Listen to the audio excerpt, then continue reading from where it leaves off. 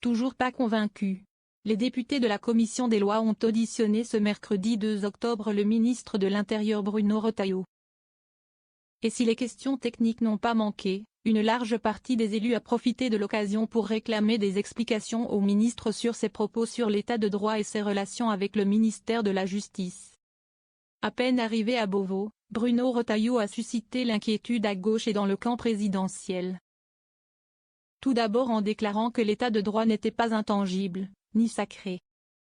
Puis en empiétant à plusieurs reprises sur le terrain du garde des Sceaux Didier Migaud en plaidant par exemple pour une évolution de l'arsenal juridique. Entre la caution de gauche du gouvernement et le très droitier ministre de l'Intérieur, les premiers échanges se sont faits par médias interposés avec deux visions totalement opposées. Depuis, Bruno Retailleau a tenté des explications sur l'état de droit. Et le Premier ministre Michel Barnier a fait savoir qu'il avait reçu ces deux ministres, dans une tentative de rassurer sur la bonne entente de ses troupes. Mais rien de tout cela n'a convaincu les députés de la commission des lois. Allez-vous piétiner joyeusement le chant de votre collègue garde des Sceaux? D'emblée en ouvrant la séance, le président, EPR, de la commission Florent Boudié a réclamé des précisions sur l'état de droit. Avant de souligner, depuis votre nomination, vous avez déployé beaucoup d'énergie à vous exprimer par voie de presse sur les politiques publiques placées sous votre autorité mais pas que. Vous avez employé des mots à très large rayon d'action puisqu'ils englobaient non seulement la place Beauvau mais aussi la place Vendôme. Près d'une dizaine d'élus ont appuyé sur les mêmes points, autant au sein de la gauche, LFI, GDR, écologistes, que dans les rangs d'Ensemble pour la République et ses alliés. Allez-vous comme ministre de l'Intérieur piétiner joyeusement le chant de votre collègue garde des Sceaux? Vous apprêtez-vous à dénier l'office du juge dans l'application comme dans l'interprétation de la loi en violation du principe de séparation des pouvoirs? Fondement de l'état de droit? A cinglé Sacha Houlié, ex-EPR désormais non inscrit. Je suis inquiète quand j'entends dire que M. Retailleau est un ministre de droite et que M. Migaud est un ministre de gauche et qu'on est davantage dans un duel plutôt que dans un duo.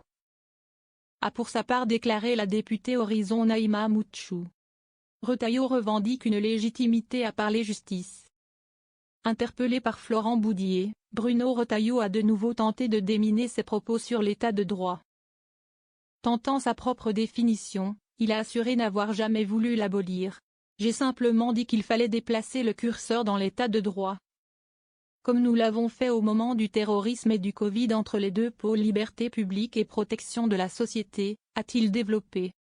Il n'y a pas d'impossibilisme juridique, a-t-il insisté, flirtant là encore avec le domaine de son collègue Migaud. Mais Bruno Retailleau l'assure, il n'a aucun problème avec le garde des Sceaux, qu'il connaît depuis plusieurs années, anecdote à l'appui.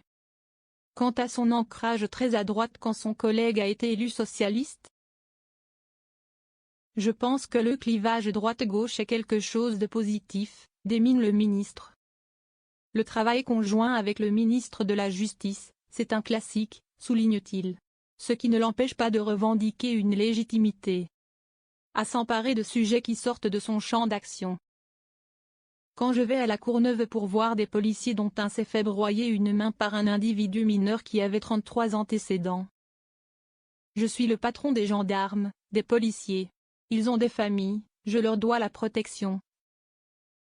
A-t-il lancé pour justifier ses déclarations sur le durcissement pénal qu'il souhaite. Avant de conclure, si on n'a pas une inflexion de la justice pénale, on aura un problème. Pas sûr que ces arguments convainquent plus les députés que les précédents.